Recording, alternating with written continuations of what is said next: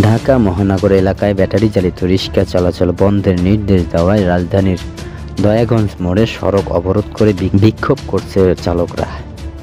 পরে সড়কে তীব্র যানজটের সৃষ্টি হলে পুলিশ তাদেরকে সড়ক থেকে ছেড়ে দেওয়ার অনুরোধ করে, তবে সড়ক না ছেড়ে তারা পুলিশের উপর আক্রমণ চালায়। এতে 2 পুলিশ সদস্য আহত হয়েছেন বলে জানা গেছে।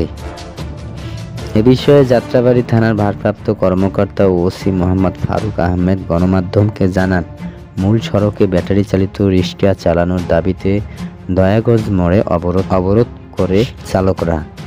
পরে সড়কে তীব্র যানজটের সৃষ্টি হলে তাদের সড়ক ছেড়ে দেওয়ার জন্য অনুরোধ করা হয়, কিন্তু তারা পুলিশের অনুরোধ না শুনে উল্টো আক্রমণ চালায়।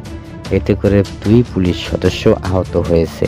তাদের হাসপাতালে ভর্তি করে প্রাথমিক চিকিৎসা দেওয়া হচ্ছে। এর আগে মঙ্গলবার ঢাকা মহানগর এলাকায় 3 দিনের মধ্যে ব্যাটারি চালিত রিক্সা চলাচল বন্ধের নির্দেশ দেয় হাইকোর্ট। বিচারপতি ফাতেমা নজিব ও বিচারপতি মাহমুদুল রাজীব হাইকোর্টের বেঞ্চ এই আদেশ দেন।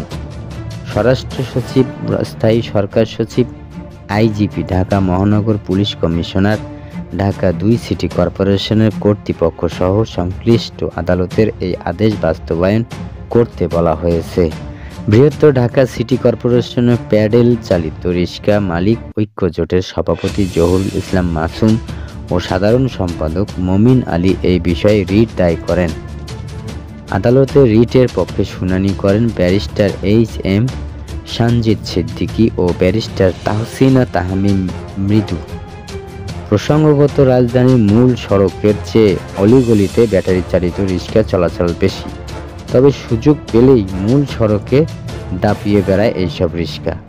বিশেষ করে সরকার পতনের পর ট্রাফিক ব্যবস্থা নিয়ন্ত্রণের বাইরে গেলে এবং দেশের অস্থির পরিস্থিতির মধ্যে এসব ব্যাটারি চালিত রিক্সা প্রধান সড়কগুলোতে চালানো শুরু করে, যা এখনও অব্যাহত রয়েছে।